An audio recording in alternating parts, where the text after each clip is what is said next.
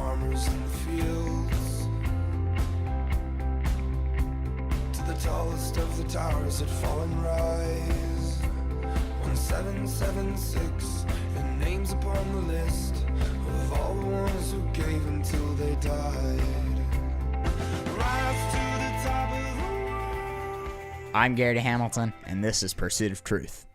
First off on the show, we should acknowledge the passing of Nancy Reagan, the former First Lady of the United States. She was born on July 6, 1921 in New York. She married President Reagan in 1952 and died on March 6, 2015 in Bel Air, California. This show is coming at you from the Youth Revolt Network, and not only from Youth Revolt, but from the Gary Hamilton Facebook page and from our YouTube page. So you can find us from 3 different sources right now. Some good news here. On Monday, March 7th, on the Jason Veely program, Ben Shapiro will be appearing. That's a big deal. I mean, he's a big conservative guy, and to have him on Jason's show, that's a giant deal. I know I'll be watching, so I encourage you to watch too. So first off, to get the show started, we're gonna play some clips here of Mitt Romney and how his view of Donald Trump, not just his opinion, but his overall attitude toward him, certainly has changed since the last election cycle. There are some things that you just can't imagine happening in your life. This is one of them. Being in Donald Trump's magnificent hotel and having his endorsement is a delight. I'm so honored and pleased to have his endorsement. Donald Trump has shown an extraordinary ability to understand how our economy works, to create jobs for the American people. Here's what I know. Donald Trump is a phony, a fraud. He's playing the members of the American public for suckers. He gets a free ride to the White House, and all we get is a lousy hat. Mitt Romney, what you and your establishment buddies did here is you might have just handed the election to Donald Trump. Because you're correct in some points. Maybe Donald Trump isn't a conservative, but his voters don't care. They're not voting because he's a conservative or not. They're voting because he is not one of you. Now, I'm a Ted Cruz supporter. He is my guy, 100%. I am all in for Ted Cruz. But having on Donald Trump's resume that John McCain and Mitt Romney do not like him almost makes me like him more. Now, what the establishment doesn't like about Trump, I think, is mostly his attitude. The fact that he is very angry and sometimes rude to the other candidates. Even unpresidential, if there is such a thing. But let's take a listen in on what Rubio, the establishment ambassador, just said. He's taller than me. He's like 6'2", which is why I don't understand why his hands are the size of someone who's 5'2". Have you seen his hands? They're like this. And you know what they say about men with small hands? He doesn't sweat. He doesn't sweat because his pores are clogged from the spray tan that he uses. Donald is not going to make America great. He's going to make America orange. Whoa, that sure was a good one there, little Marco. Whoa, you really hit it big on that one. Make America orange again.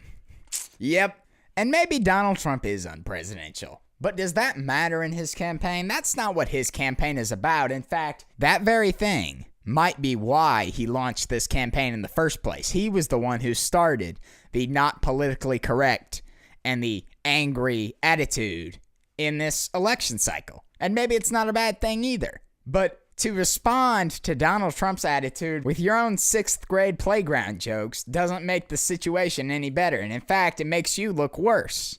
Because at least Donald Trump's jokes are funny. Now, I want to make this clear. I am not a Trump supporter. I'm a Ted Cruz supporter. But like millions of other Americans and conservatives, I would rather take a risk with Donald Trump than have a nearly certain failure with an establishment candidate or in the general election cycle, a Democrat, whether Trump is a conservative or not. However, there is still a hope that we can have a conservative nominee. There's only one conservative left in this race, as Benjamin Carson has now exited the race. And you know what? He had a good run, and he was a good candidate, and he'll make a great vice president to Ted Cruz if that is who he chooses. But there is now one clear choice for America. And if Marco Rubio can look at the facts and say, you know what? I'm not going to win this anymore. Because he isn't. He's way too far behind. Donald Trump would have to get arrested, and Ted Cruz would have to be sued in court for being born in Canada and not be eligible for Marco Rubio to win. So if Marco Rubio can get out of the race, if John Kasich can get out of the race, he keeps saying, oh, I'll just wait till I win Ohio. Okay, Kasich, you'll win Ohio, maybe Delaware, I don't know, maybe the Washington, D.C. area, and that'll be it. Okay, you're not going to win the nomination, Kasich. You've got like 80 delegates. If they will humble themselves and give their support to Ted Cruz, not Donald Trump, but Ted Cruz, the inside outsider, he can win, and we can win the general election. But what is Marco Rubio really trying to accomplish here? Does he want to help make America great again? And Donald Trump win the whole thing? The guy he's attacking so much with his establishment friends? Or would he look at the options and say, you know what? Ted Cruz is far better than Donald Trump. Get out of the race and get Ted Cruz into the White House. That is what we need. And Kasich, you too. With Ted Cruz in the White House, the Supreme Court will become 100% constitutional from this point forward. The United States needs an outsider.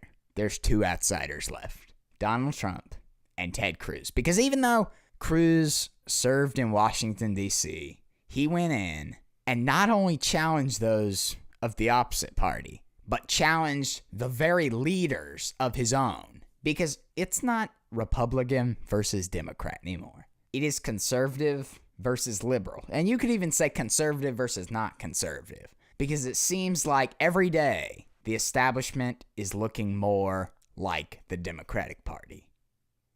In 1979, America said Ronald Reagan was too extreme. He was unelectable.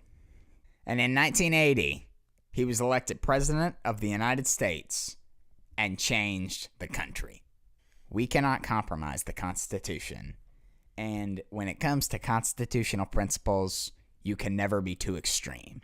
Marco Rubio, John Kasich, Jeb Bush, Lindsey Graham, Mitt Romney, those guys, if they were president, would not go on to change America.